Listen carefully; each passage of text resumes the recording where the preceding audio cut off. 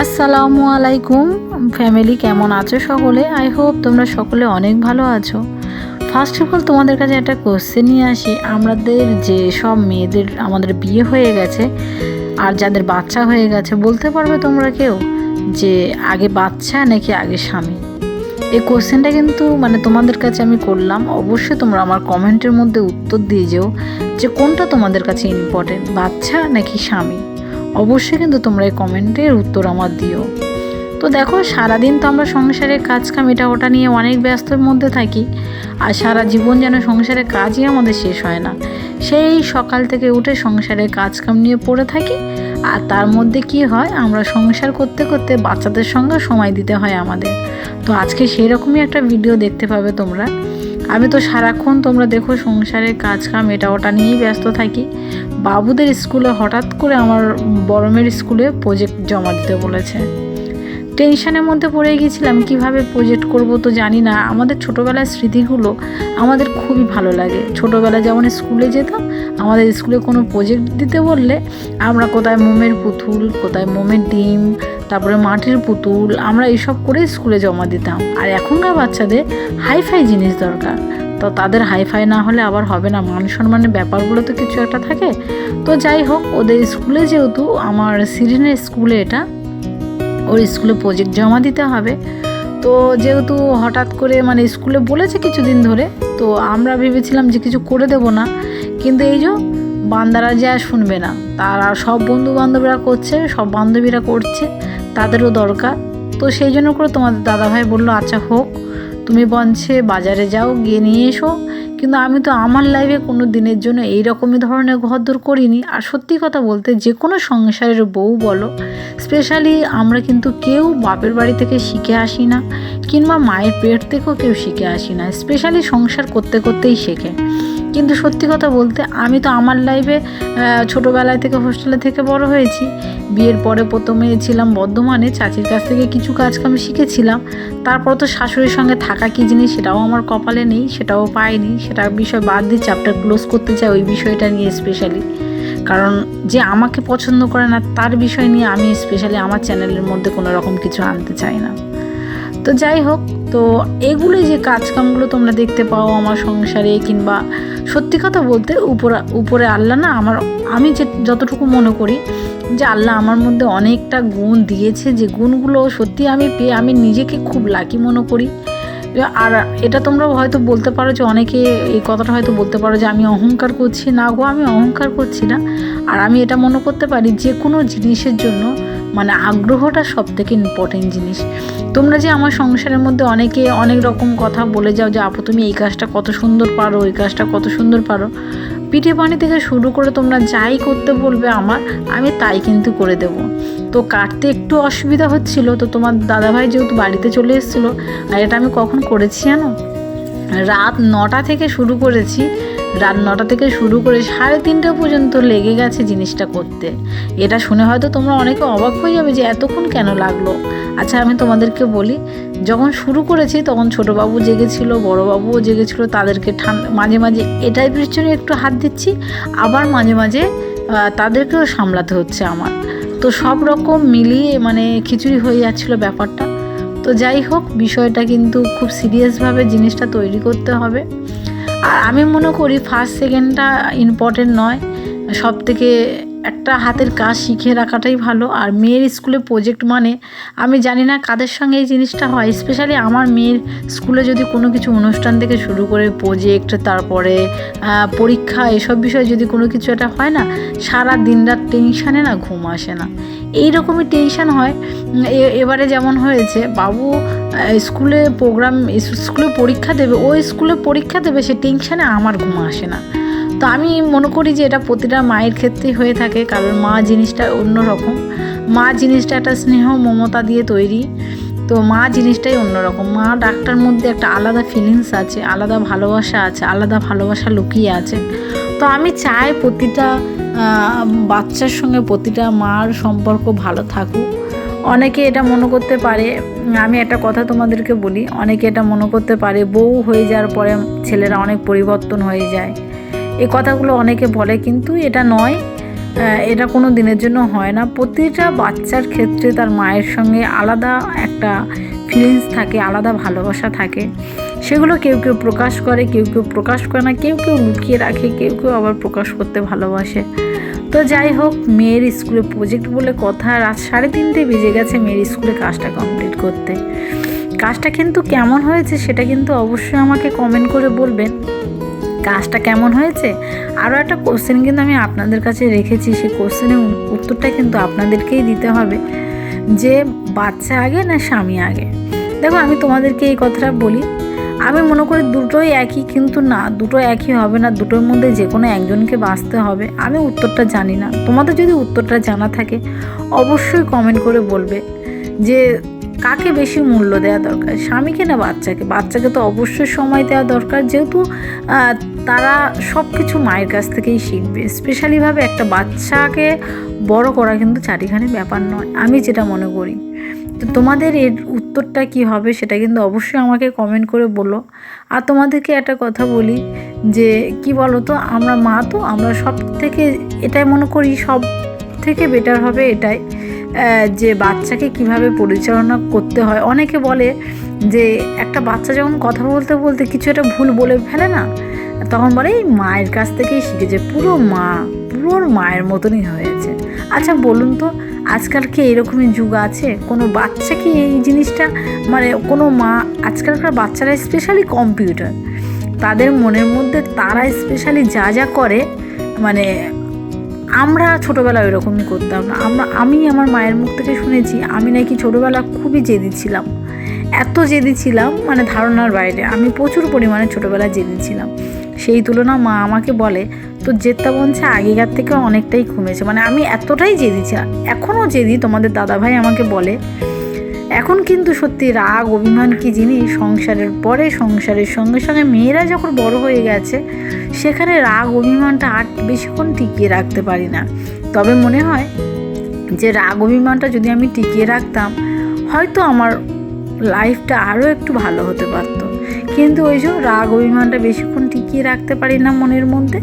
তবে আশা আছে আস্তে আস্তে নিজেকে আরও কঠিন করে নেব, যাতে মনটা রাগ অভিমান থেকে পুরোপুরিভাবে শক্ত হয়ে যেতে পারে। তবে মনটা কোনো দিনের জন্য শক্ত করতে পারছি না, এটাই বেশি খারাপ লাগছে। অনেক চেষ্টা করছি মনটাকে শক্ত করার জন্য, কিন্তু সেটাও হয়ে উঠছে না। তোমরা সকলে একটু আমার জন্য দোয়া করো তো, যাতে মনটাকে একটু শক্ত করতে পারি।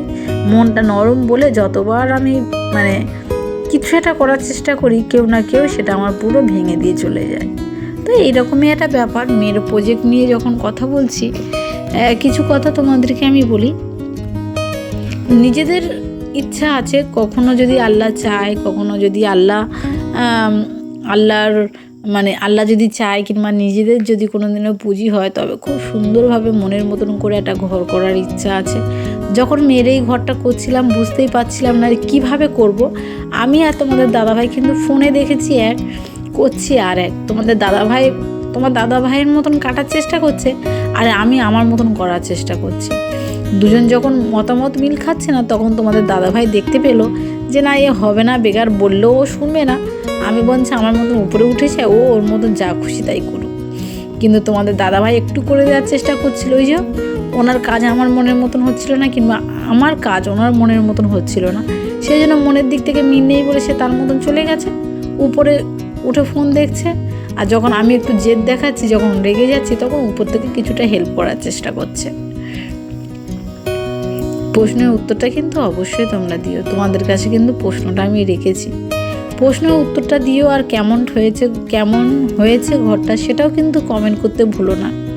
সারাদিন আমরা মেয়েরা সংসারে কত কাজ করে থাকি, স্পেশালি যাদের বাড়িতে বাচ্চা আছে তারা বলতে পারবে যে সংসারে কত কাজ কাম কত কি থাকে আমাদের।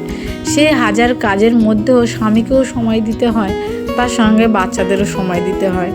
এখন সবাই বলে যে বাচ্চাদের সঙ্গে সময়টুকু যত বেশি দেব, বাচ্চারা নাকি তত ব্রিলিয়ান্ট হয়, তাদের বুদ্ধি নাকি অনেক ভালো হয়।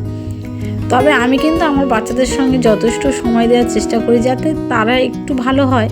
আর আমার বড় মেয়েটা না আমার মতন পুরো জেদি, কিংবা ঠিক কথা, যেহেতু সে বাচ্চা, সে কিন্তু যা হয় মুখের সামনে ডাইরেক্ট বলে ফেলে। আমরা বড় মানুষরা বুঝতে পারি যে এই কথাটা হয়তো যখন আমরা মানুষের সামনে গিয়ে বলবো, তখন হয়তো মানুষ আমাদেরকে খারাপ বলবে, সেই জন্য কিছু বিষয় আমাদেরকে চেপে যেতে হয়, সব কিছু প্রকাশ্যে আনতে পারি না। কিন্তু বাচ্চারা তো আর সেটা বুঝবে না, তারা যখন বলে ফেলে সে বাচ্চাটা কিন্তু মানে বড় মানুষদের সামনে যখন কথাটা বলে ফেলে তখনই বলবে, দেখ ওর মা ঠিক মতন শিখিয়ে দেয়নি, ঠিক মতন শিক্ষা দীক্ষা নেই, মেয়েটার অবস্থা কী দেখ, কোথায় কি বলতে হয় জানে না। এখনকার বাচ্চাদের স্পেশালি কিছু শেখাতে হয় না, সব কটা বাচ্চা ফোনের যুগ, অটোমেটিক তারা ফোন দেখছে, আর যুগের সঙ্গে সঙ্গে সব কিছু চেঞ্জ হচ্ছে। তবে হ্যাঁ, তোমরা হয়তো কমেন্ট করে এটাই বলতে পারো যে তাহলে আপু তুমি তোমার মেয়েদের বেশি ফোন দিও না। আমি কিন্তু যতই চেষ্টা করি আমি আমার মেয়েদের হাতে ফোনটা খুব কম দেওয়ার চেষ্টা করি। কেন বলো তো? কারণ ফোন হচ্ছে আজকাল সব থেকে খারাপ জিনিস, বাচ্চাদের ভবিষ্যৎটাই খারাপ করে দেয়। ফোন দেখে দেখে মেয়েরা আজকালকার, তুমি একটা ফোন খোলো, ফোনটা খুলতে মতো তোমরা কত কি দেখতে পাবে। তো যাই হোক, আমি কিন্তু এবারে যখন ভয়েস দিচ্ছি আর কাজ করছি, ছোটু কিন্তু ঘুমাচ্ছিল, ছোটু হঠাৎ করে উঠে গেছে যেন।